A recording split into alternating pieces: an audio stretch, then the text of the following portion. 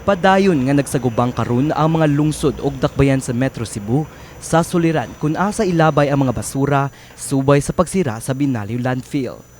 Apan mas lapad nga problema sa basura ang giatubang sa usa sa mga barangay sa syudad sa Sugbo, ang Barangay Pasil.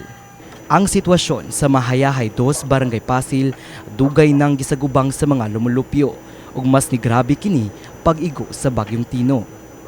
Apan bisan dulan na sa duha ka buwan ang milabay, nagtipunog og nagsagol nga mga basura nga mipuno sa kabaybayon ng among naabtan karong Biyernes, Enero 30, 2026. Og ang mas gikabalakan sa mga lumulupyo ang pagpangalisbo sa baho niini. Amo na nang giaksyonan with the help of DPWH.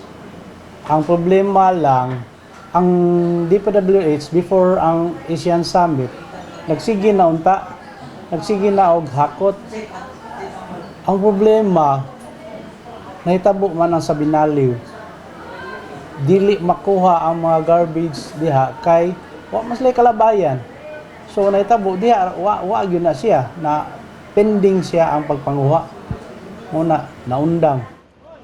Hinuon adunay mga bakho nga gigamit sa pagtapok sa mga basura apan tungod sa nahitabong pagdahili sa Barangay Binaliw, nagproblema ang syudad asa malabay ang walay hunong nga pagdaghan pa sa mga basura. Gipasabot sa Department of Public Services kun DPS nga ang pagkuha sa basura usa ka pagtinabangay sa ilang departamento ug sa Department of Public Works and Highways kun DPWH. An executive order coming from the President of the Philippines na to clear out ang mga basura diha dapita. Mga mga last months of last year, mga November, December, the DPWH is already hauling those garbages. But then naay katong insidente na to sa Binaliw, marag nahunungan nila kay nagka-problema ta sa labayanan. Apan ang maong realidad sa Barangay Pasil, natabunan sa gitaod nga Welcome to Cebu greeting tarpaulin sa Cebu South Coastal Road. Gani miani kini og nagkadaiyang reaksyon sa social media. Alang sa pipila ka netizens, klaro nga pagtago sa mga nagtipunog nga mga basura aron dili makita sa mga delegates sa ASEAN Tourism Forum 2026 ang gihimo sa kagamhanan sa syudad. Siguro, kung ako'y kung ako mo'y dili man siya gitawag og beautification, and it's also not about covering the garbage. Mura siya o kanang makaingon tag naidako kayong activity nga kuan, for example misibo, magbutang di tag mga tarp diha nga mga misibo inana. Siguro kuan lang kanang it's kuan lang siguro na coincidence na siguro nga ASEAN nga nagbutang og tarp unya inana ba.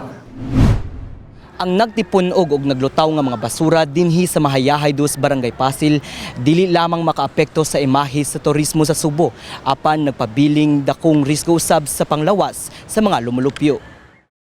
Malaumon hinuon si Glaske nga sa pagtinabangay sa ilang departamento sa DPWH ug sa Barangay Pasil nga mabalik sa Pebrero ang regular nga pagkolekta sa basura aron mahinay-hinayan og kahawan ang dagat.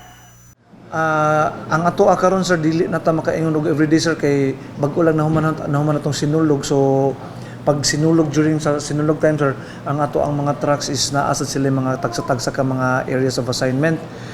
So hopefully we could be back on track siguro by February kay dili na kay mi busy. And then hopefully with the help of the Department of Public Works and Highways, madali ang trabaho na to.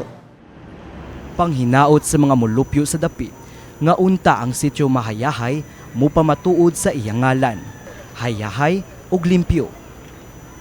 Kini si Mark Ermas, alang sa My TV, Cebu.